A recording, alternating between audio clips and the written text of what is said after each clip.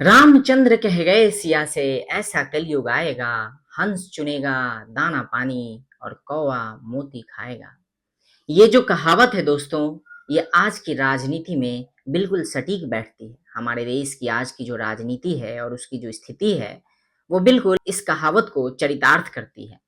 क्योंकि हमारे देश की राजनीति में हम देख रहे हैं कि कुछ ऐसा ही माहौल चल रहा है और इस माहौल में कई सारी चीजें घटित हो रही हैं और उन्हीं में से एक है अभी हालिया में पास हुआ बिल, जिसका नाम है वक्फ अमेंडमेंट बिल, जिसने भारतीय राजनीति को गर्म कर रखा है। भारत की राजनीति का एक गर्मागर्म विषय बना हुआ है जिस पे डेली चर्चाएं चल रही हैं। वक्फ संशोधन बिल जो कि 2025 यानी कि विगत एक दो दिनों में लोकसभा और राज्यसभा में पारित हुआ, उसके बाद चर्चाएं हुई और फिर ये बिल दोनों सदनों से पास हो गया।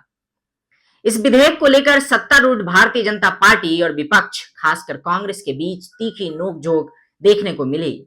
जहां बीजेपी इसे पारदर्शिता और सुधार का कदम बता रही है, वहीं कांग्रेस और अन्य विपक्षी दल इसे अल्पसंख्यकों के खिलाफ एक साजिश के रूप में पेश कर रहे हैं।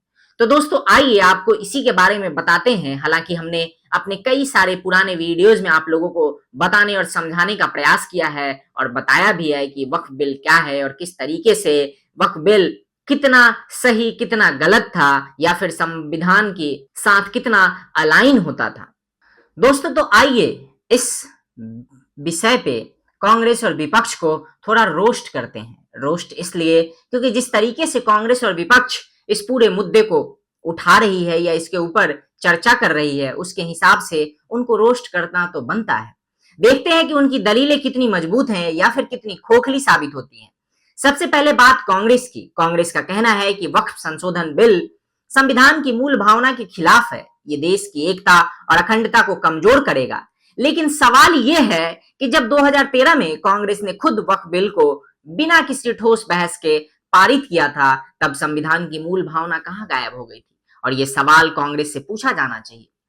उस वक्त तो यह बिल उनकी तुष्टीकरण की नीति का एक हिस्सा था, ऐसा प्रतीत होता है, जिसके जरिए उन्होंने अपने वोट बैंक को मजबूत करने की कोशिश की थी। और अब जब बीजेपी इसे सुधारने की बात कर रही है, इनफैक्ट ये बिल पारित हो चुका है और इससे कई सारी सुधार इस बिल में आ चुकी है, तो कांग्रेस को अचानक संविधान की याद आ रही है। हालांकि ये याद नई नहीं है, क्योंकि हमने देखा है किस तरीके से विगत कुछ सालों में राहुल गांधी संविधान की प्रतियां लेके घूमते फिरते हैं और ये दिखाते और बताने का प्रयास करते हैं कि संविधान खतरे में है, संविधान का शोषण हो रहा है, संविधान को नष्ट किया जा रहा है। अब ये दोस्तों वाकई एक दोहरा मापदंड नहीं तो और क्या है। उस समय जब वक्फ बिल को असीमित अधिकार दिए गए थे, जवाबदेही तय नहीं की गई थी कांग्रेस के द्वारा, सेक्शन 40 जो वक्फ का है, जिसके बारे में मैंने आप सबको बताया है, जिसको संवैधानिक संस्थाओं जैसे न्यायपालिका से भी दूर रखा गया था, या यूं कहें कि उसे पूरी तरीके से प्रोटेक्ट करके रखा गया था। और अब जब बीजेपी ने इन खामियों को ठीक करने की कोशिश की है, तो कांग्रेस को अल्पसंख्यक प्रताड़ना का राग अलापने का मौका मिल गया है। कांग्रेस का दावा है कि सरकार ने जेपीसी यानी कि ज्वाइंट पार्लियामेंट्री कमेटी में विपक्ष के सुझावों को नजरअंदाज किया है। लेकिन क्या ये सुझाव वास्तव में सुधार के लिए थे या सिर्फ बिल को लटकाने और राजनीति को चमकाने के लिए था, या यूं कहें कि राजनीति चमकाने का एक हथकंडा मात्र था?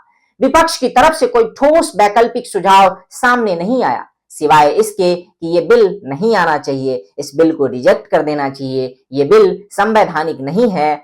अगर उनकी मंशा सचमुच साफ होती तो वो इस बिल के प्रावधानों पर तर्कसंगत बहस करते, ना कि सिर्फ विरोध के लिए विरोध करते और सिर्फ अपनी वोट बैंक को बनाने के लिए विरोध करते, एक खास वर्ग के वोट के लिए इस बिल का विरोध करते। कांग्रेस के नेता सुखू भगत ने कहा कि ये बिल जानबूझकर अल्पसंख्यकों को प्रताड़ित करने का कृत्य है। लेकिन क्या वो ये बता सकते हैं कि पारदर्शिता और जवाबदेही बढ़ाने से अल्पसंख्यकों को कैसे नुकसान होगा या फिर उनकी प्रताड़ना कैसे होगी? सच तो ये है दोस्तों कि वक्फ बोर्ड जो था वो अनियंत्रित शक्तियों का दुरुपयोग लंबे समय से कर रहा था, या फिर उसके माध्यम से कुछ गिने चुने लोग कर रहे थे, ऐसा भी कहा जा सकता है। और इसका सबसे ज्यादा नुकसान आम मुस्लिम समुदाय को ही हुआ है, ना कि किसी और को। दोस्तों अब बात करते हैं विपक्ष की एकता की। वक्फ बिल के खिलाफ कांग्रेस के साथ समाजवादी पार्टी, टीएमसी, आरजेडी जैसे दल भी खड़े हैं, लेकिन इनका विरोध कितना सैद्धांतिक है और कितना वोट बैंक की राजनीति से प्रेरित है, ये किसी से छिपा नहीं है। हम सब जानते हैं कि ये जितनी भी पार्टियां इंडिया अलायंस में हैं, इन सब के मंसूबे या इन सब की नजर एक खास वोट बैंक पे हमेशा से रहती रही है। ये वही दल हैं जो हर ईद पर इफ्तार पार्टी में जाकर मुस्लिम समुदाय को भड़काने का काम करते हैं। ममता बनर्जी हो या अखिलेश यादव, इनका एक ही मकसद है दोस्तों। या हमने देखा भी है कि वक्फ बिल को एक मुस्लिम विरोधी कदम के रूप में पेश करना और अपने वोट बैंक को मजबूत करना। लेकिन क्या इनमें से किसी ने यह सवाल उठाया कि वक्फ बोर्ड को और वक्फ बोर्ड की जो संपत्तियां हैं और उसका जो लाभ है वो वास्तव में कितने गरीब मुसलमानों को मिल रहा है या कितने गरीब मुसलमानों तक पहुंचा, या फिर ये सिर्फ कुछ प्रभावशाली लोगों के जेबें भरने का जरिया बन गया, जो अपने मकसद के लिए या यूं कहें कि अपने फायदे के लिए उन पैसों का इस्तेमाल करते हैं और उससे अलग अलग तरीके के अपने ऐशो आराम की जिंदगी की गुजर बसर करते हैं, क्योंकि सच उनके नैरेटिव को कमजोर बना देगा।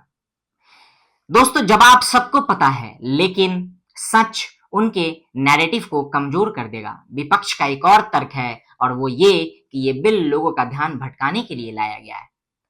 कांग्रेस ने तो यहां तक कहा है कि जब संसद रात 2 बजे तक चल रही थी, उधर अमेरिका में भारत पर रेसिप्रोकल टैरिफ ट्रंप के द्वारा लगाया जा रहा था। हालांकि ट्रंप ने सिर्फ भारत पे ही नहीं बल्कि पूरी दुनिया के अलग अलग देशों पर रेसिप्रोकल टैरिफ लगाया है। और बीजेपी ने वक्फ बिल के जरिए जनता का ध्यान भटकाया है, जनता का ध्यान उस मुद्दे से हटाया है। अरे भाई, अगर आपकी नजर इतनी पैनी थी तो उस समय संसद में उस मुद्दे को क्यों नहीं उठाया, या फिर आप भी उसी ध्यान भटकाने की राजनीति में मशगूल थे जिसका आरोप आप अभी दूसरी पार्टी पे लगा रहे हैं। सच तो ये है कि विपक्ष के पास कोई ठोस मुद्दा नहीं है दोस्तों, और ये आपको भी पता है, ये हम सबको पता है, ये देशवासियों को पता है। तो वो हर चीज को ध्यान भटकाने का नाम दे देते हैं। अमेरिका के टैरिफ का वक्फ बिल से क्या लेना देना है, ये तो शायद कांग्रेस के बड़े नेता भी नहीं समझा पाएंगे। आखिर में ये कहना गलत नहीं होगा कि कांग्रेस और विपक्ष का वक्फ बिल पर रुख सिर्फ राजनीतिक नौटंकी से इतर कुछ नहीं है। ना तो उनके पास कोई ठोस तर्क है, ना ही कोई वैकल्पिक समाधान। उनका पूरा जोर बस बीजेपी को घेरने में लगा हुआ है कि किस तरीके से वो ऐसे दिखें कि वो बीजेपी को घेर रहे हैं और वक्फ बिल का विरोध कर रहे हैं, जिससे कि उनका वोट बैंक इंटैक्ट बना रहे। अगर वो वास्तव में अल्पसंख्यकों के हित की चिंता करते तो वक्फ बोर्ड में व्याप्त भ्रष्टाचार और अराजकता पर सवाल उठाते, लेकिन ऐसा करने से उनकी दुकानें बंद हो जाएंगी, और वो दुकानें कोई और नहीं बल्कि उनकी राजनीतिक दुकानें हैं। और ये जोखिम वो कभी नहीं लेंगे दोस्तों। तो अगली बार जब कांग्रेस या विपक्ष वक्फ पर ज्ञान बांटे तो बस उन्हें इतना याद रखना चाहिए, या उनके नेताओं को इतना याद रखना चाहिए कि ये लोग संविधान की नहीं अपनी सियासी रोटियों की चिंता में रो रहे हैं। बाकी अभी के लिए बस इतना ही, मिलते हैं अगले वीडियो में। तब तक के लिए जय हिंद, जय भारत, नमस्कार।